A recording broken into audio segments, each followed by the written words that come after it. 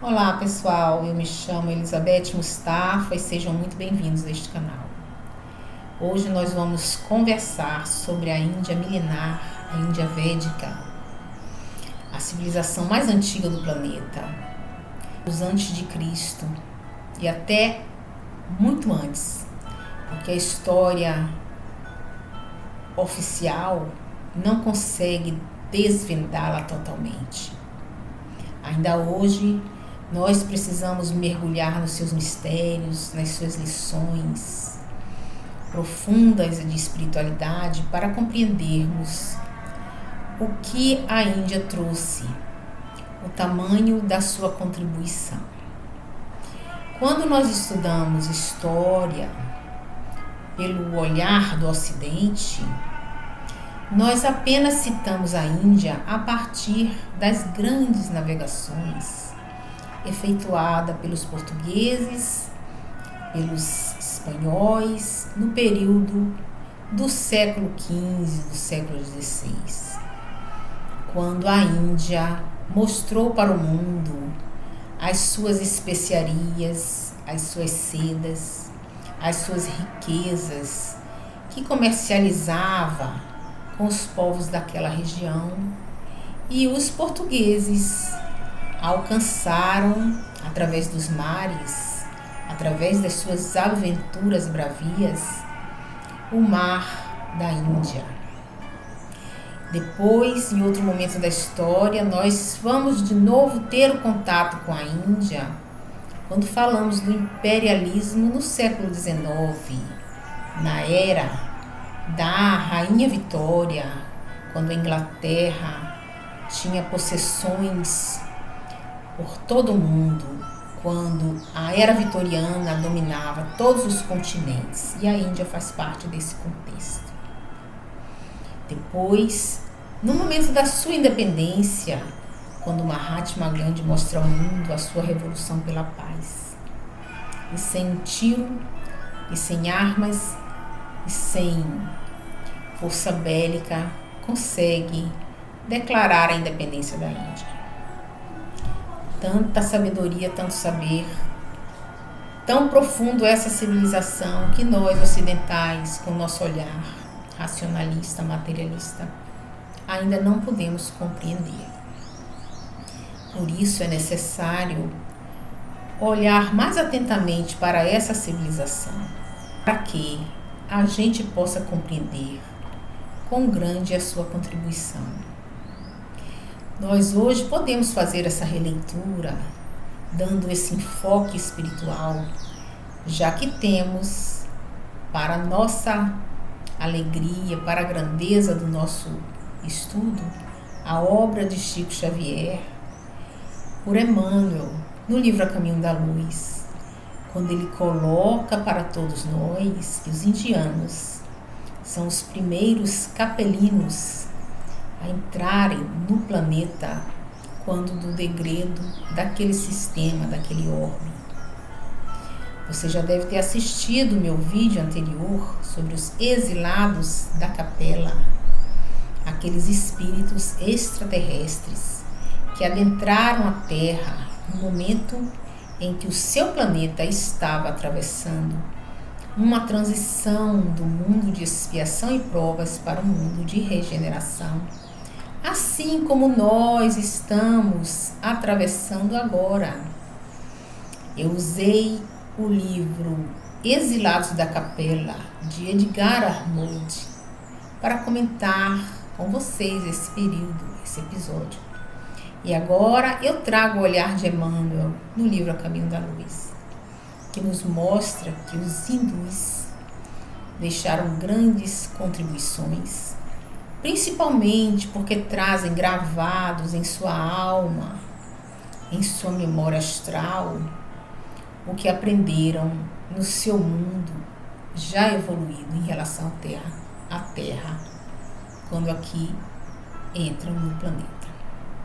Então hoje nós vamos também trazer esse olhar de Emmanuel, que vai muito nos aguçar o desejo de saber mais sobre esse povo tão profundo, tão religioso, cuja arte, a sabedoria está nos seus escritos transcendentais na época dos Vedas. Vamos relembrar então o período em que Cristóvão Colombo tem notícias da Índia através do livro de Marco Polo. Marco Polo era um grande explorador da Idade Média que deixou escritos em seus livros, em seus textos, a explicação das suas viagens, um relato mostrando que por onde passou existia muita riqueza, muitas joias, muito ouro, muitas pedras preciosas, que ele havia observado nos reinos da Índia, da China, do Oriente. E isso despertou o interesse daqueles europeus navegadores que buscavam fazer acordos comerciais com a Índia, mas estavam impedidos de atravessar o mar Mediterrâneo para fazer contato com a Índia e buscavam assim um novo caminho para as Índias, uma nova rota. Cristóvão Colombo era grande admirador de Marco Polo. Ele então, partindo do princípio de que a Terra era redonda, caminhou para o oeste na intenção de chegar às Índias e encontrou as Américas. Ele tinha tanta certeza que ia encontrar as Índias que denominou os nativos da América de índios, e até hoje nós usamos essa denominação. Porém, para muito além das riquezas materiais das pedras preciosas, safiras, diamantes, esmeraldas, que existiam na Índia, muito representadas também pelo seu poder magnético, porque o conhecimento de magnetismo dos indianos é também muito amplo. E essas pedras são relativas ao conhecimento do magnetismo e dos plexos e dos chakras, aqueles centros de força que na Índia milenar já era conhecido. Cristóvão Colombo foi então em busca desses tesouros, mas também em busca do conhecimento, porque Colombo era um estudioso, um navegador, um cartógrafo, desbravador dos mares e buscava o conhecimento. Talvez já tivesse também conhecimento da escritura dos Vedas indianos, dos poemas descritos no Mahabharata, o grande poema que nós conhecemos como Bhagavad Gita, que é o diálogo entre Krishna e Arjuna, um diálogo que se fala, que se trata de uma batalha na qual a história já comprovou a sua veracidade, mas que para além do diálogo de batalha, trata-se de um profundo mergulho no autoconhecimento. Os diálogos entre Arjuna e Krishna fala muito mais da guerra que travamos no nosso interior, no nosso eu, com o nosso ego, no nosso distanciamento que faz que estamos de Deus e de sua sabedoria. Portanto, os Vedas indianos retratam essa civilização com grande profundidade, mas com a profundidade filosófica daqueles que sonham. Eu aqui me arrisco a dizer que esses povos deveriam receber em sonho toda essa orientação espiritual profunda que já havia gravado na sua alma. Porém, afirmo isso porque em seus livros, em seus poemas, a linguagem onírica é muito forte, simbólica, profunda, que é preciso se dispersar da razão e do pensamento e aprofundar a intuição para compreender melhor. É por isso que o Ocidente tem grande dificuldade de compreender a Índia na sua inteireza filosófica, na sua inteireza espiritual. Emmanuel, em seu livro O Caminho da Luz, relata que os indianos que ocuparam ali o Vale do Indo, onde passa o rio Ganges, e habitavam as primeiras civilizações hindus, vinham mais anterior a esse período de um outro continente conhecido como Lemúria, que foi submerso há milênios. Esses povos lemurianos migraram para a região do Indo. A Lemúria ficava mais ou menos próximo à Austrália, entre o Oceano Índico e o Pacífico. E a Austrália, segundo Emmanuel, é ainda parte desse continente que submergiu há milênios. Então vamos ver o trecho em que Emmanuel descreve essa civilização, a maravilha da descrição de Emmanuel. Aqui no livro A Caminho da Luz, de Emmanuel, na parte que ele se refere à Índia, no capítulo 5, nós vamos ver a organização hindu. Então ele fala aqui, olha, veja só como ele se refere a essa civilização. Aspas para Emmanuel. Dos espíritos degredados no ambiente da terra, os que se gruparam nas margens do Ganges foram os primeiros a formar os pródomos de uma sociedade organizada. Veja só, a sociedade organizada foi um dos primeiros, né? Cujos núcleos representariam a grande percentagem de ascendentes das coletividades do porvir. Então, ele está dizendo que o núcleo dos indianos foram os que deram a semente para a maioria das civilizações da atualidade. Então, vamos ver o que ele coloca aqui. Vejam só.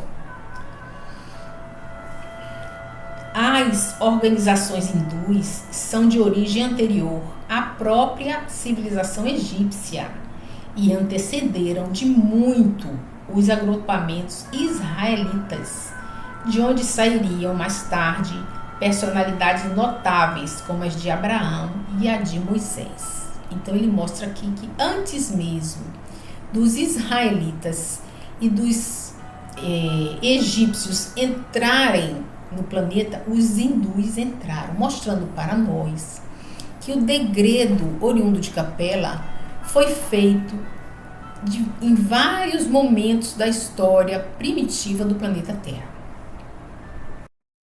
E continua Emmanuel. As almas exiladas naquela parte do Oriente muito haviam recebido da misericórdia do Cristo, de cuja palavra de amor e de cuja figura luminosa guardaram a mais comovedoras recordações, traduzidas na beleza dos Vedas e dos Upanishads.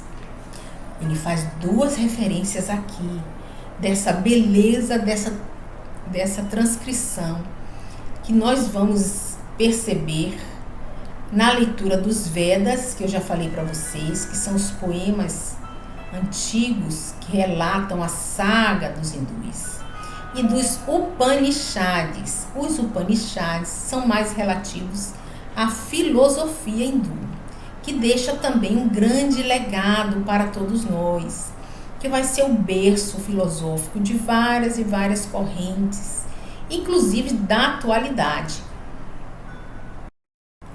Aqui mais embaixo, na página 44, Emmanuel cita a ancestralidade lemuriana dos arianos, tá vendo? Ele fala aqui dos arianos puros, diferenciando dos outros arianos, que nós vamos ver posteriormente se espalharem por várias e várias regiões do planeta Terra. Então, quando ele fala aqui dos arianos puros, ele está se referindo à Índia milenar no princípio, antes mesmo de ocupar o Vale do Indo. Vejam só como ele coloca. Era na Índia de então que se reuniram os arianos puros, quer dizer, às margens do rio Ganges, entre os quais cultivavam-se igualmente as lendas de um mundo perdido. Veja só como tem lendas de um mundo perdido. Como a gente tem também uma referência israelita quando fala da terra perdida, do Éden, do expulso, de serem eles expulsos do paraíso. Nós vamos também ter aqui uma referência de um mundo perdido entre os árias, uma memória dessa saída do planeta de origem para a Terra, não é? E ele coloca dessa forma, no qual o povo hindu colocava as fontes de sua nobre origem. Tá vendo? Eles sabiam que tinha uma origem superior, uma origem espiritual profunda. Alguns acreditavam se tratasse do antigo continente da Lemúria, arrasado em parte pelas águas dos oceanos Pacífico e Índico, e de cujas terras ainda existem porções remanescentes, como a Austrália. Tá vendo?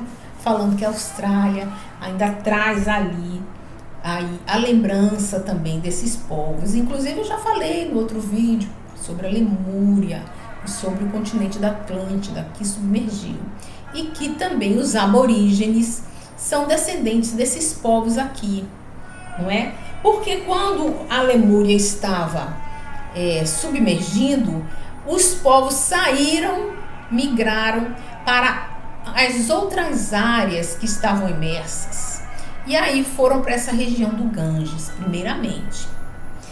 Porém, teve uma questão muito interessante, porque quando as primeiras civilizações se formaram próximo ao rio Ganges, ali os hindus vão formando aquela raça, muitos deles não se adequam à rigidez religiosa e à rigidez social que os líderes impõem à maioria dos hindus da época. E vários desses que não aceitam essa imposição, que não aceitam a questão de viver para Deus, de acordo com as escrituras, com os Vedas, com aqueles poemas descritos no Mahabharata, cobrado por esses primeiros filósofos e pensadores do período, muito ligados ainda às antigas tradições capelinas.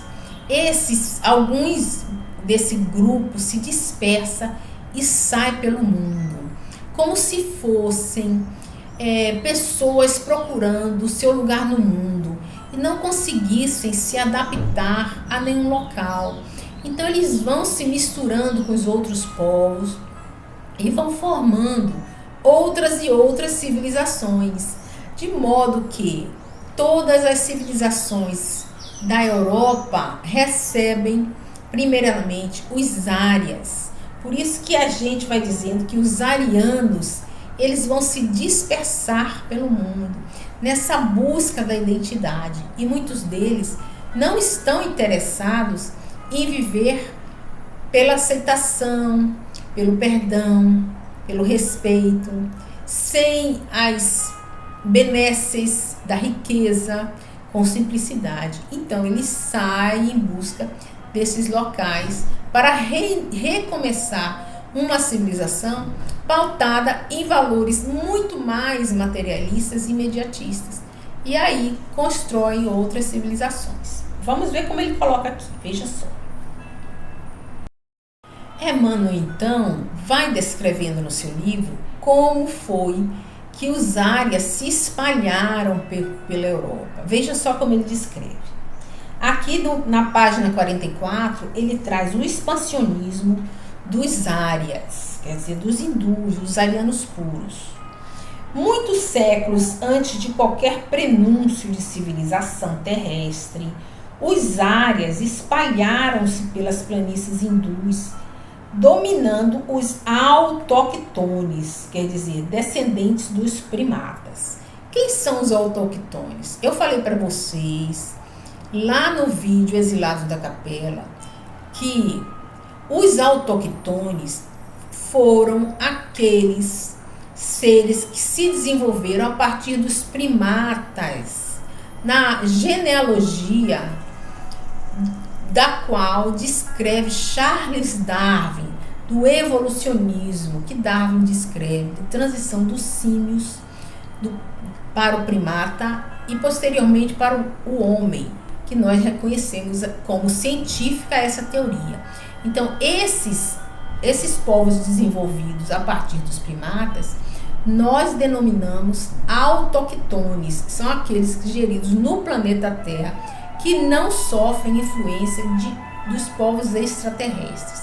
E falei também para vocês que nesse momento na pré-história, vive em modificação do DNA na mônada celestial, modificada no plano astral, no corpo astral, e plantada nessas pessoas que vêm nascer na Terra para que a sua matéria esteja adequada à realidade do planeta Terra. E esses autóctones desenvolvem o seu DNA de adaptação aqui no planeta Terra.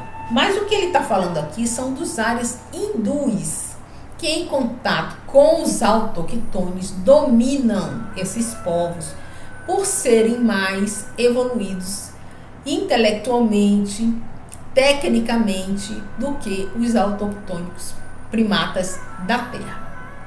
Então ele continua, descendentes, ele continua dominando os autoctones descendentes dos primatas, que possuíam uma pele escura e deles se distanciavam pelos mais destacados caracteres físicos e psíquicos, quer dizer, eram diferentes desses arianos, por isso foram dominados, porque a sua tecnologia era bem menor do que a deles. Mais tarde, essa onda expansionista procurou localizar-se ao longo das terras da futura Europa. Veja só como eles vão para a Europa. Então, eles se espalham pela Europa e se estabelecem, olha só, nas cidades, estabelecendo os primeiros fundamentos da civilização ocidental, nos bosques da Grécia, nas costas da Itália e da França, bem como do outro lado do Reno, quer dizer, do rio Reno que corta a França, onde iam ensaiar seus primeiros passos as forças da sabedoria germânica. Então quer dizer que os hindus, oriundos de Capela, se espalham pelo planeta e vão formar as civilizações ocidentais, Roma, Grécia, o Império Romano Germânico, futuramente vai chegar a esse ponto, não é? A França. Vejam só a importância desse conhecimento hinduísta que vai se espalhar e que vão formar os árias da Europa.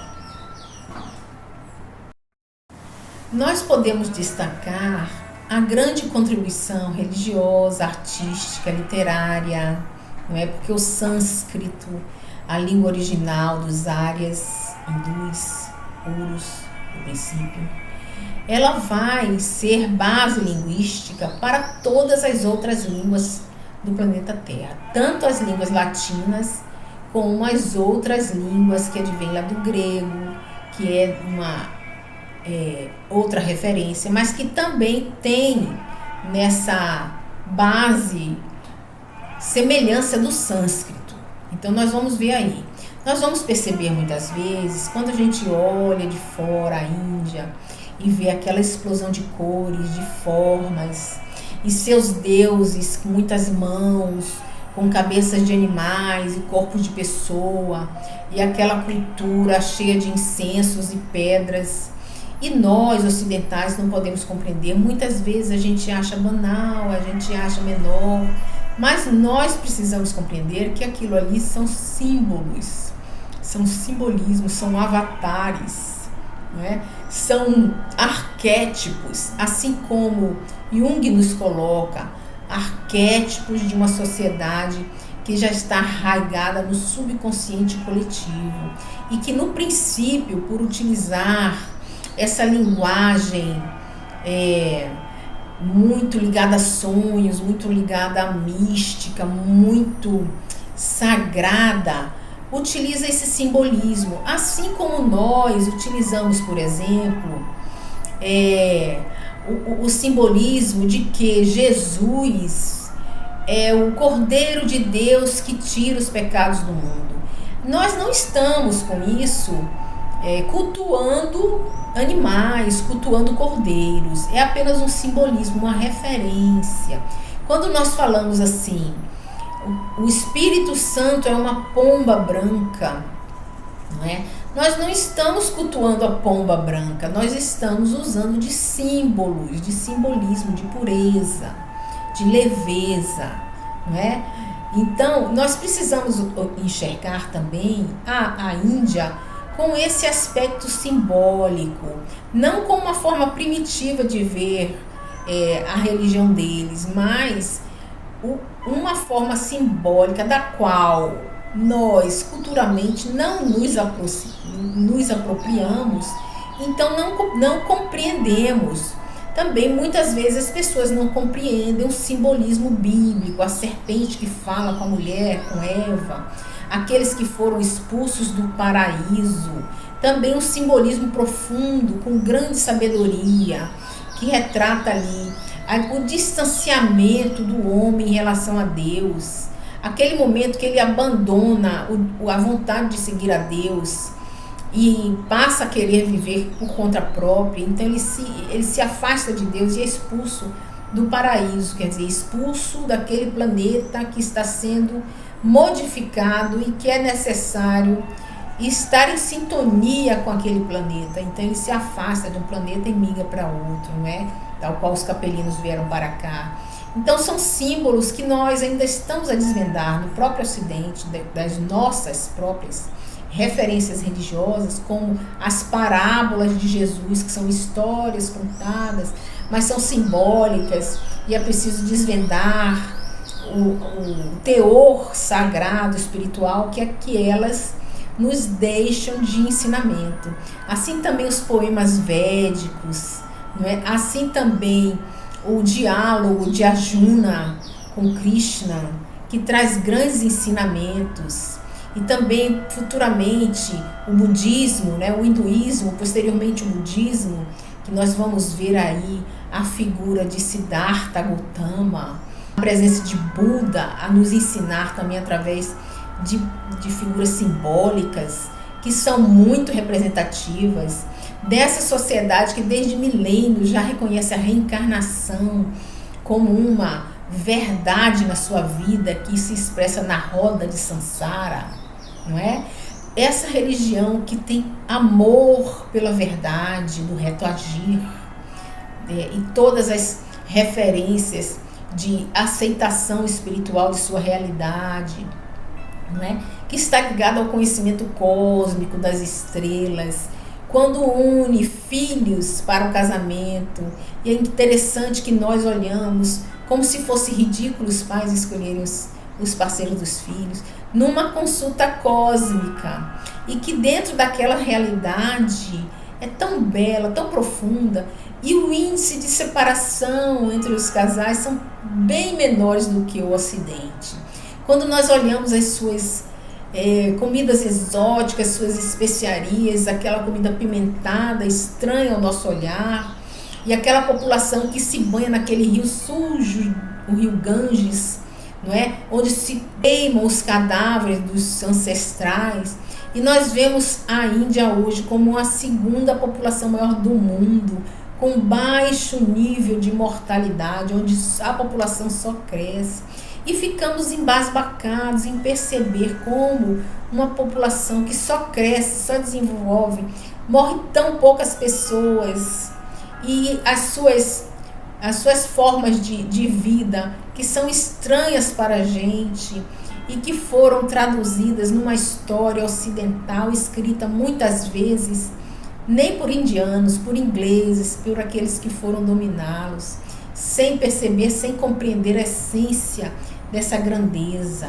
E lá na frente nós vamos ver o Mahatma Gandhi libertar a Índia do poderio inglês, sem mover as armas, sem usar canhões, sem dar tiros, por apenas uma atitude de paz, na perspectiva de Gandhi, quando ele só fala para o seu povo não pensar, não falar e não agir com violência, para que você possa atingir o Ashirma de Gandhi, quer dizer, aquela espiritualidade maior que não vê a violência como solução.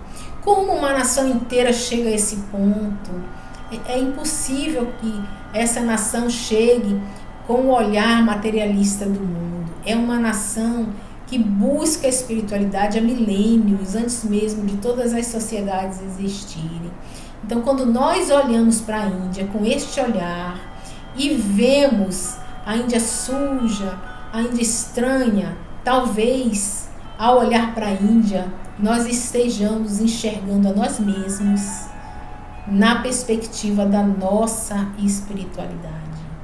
Como será que está, aos olhos da espiritualidade, o nosso desenvolvimento espiritual? Será que também que eles não olham para nós e veem-nos imersos na sujeira, na lama, no atraso espiritual? Eis que eu deixo para vocês essa reflexão, para todos nós no estudo profundo sobre a Índia. O convite a estudarmos mais, para nos autoconhecermos, para conhecermos a nossa essência verdadeira, que é espiritual, a partir dessa civilização milenar, que já nos deixa grandes verdades. Se você gostou do vídeo, curte, compartilha, deixa seu like, para que juntos possamos crescer e melhorar a cada dia. Deixa também seu comentário, para que eu possa crescer junto com você. Muito obrigada e até mais.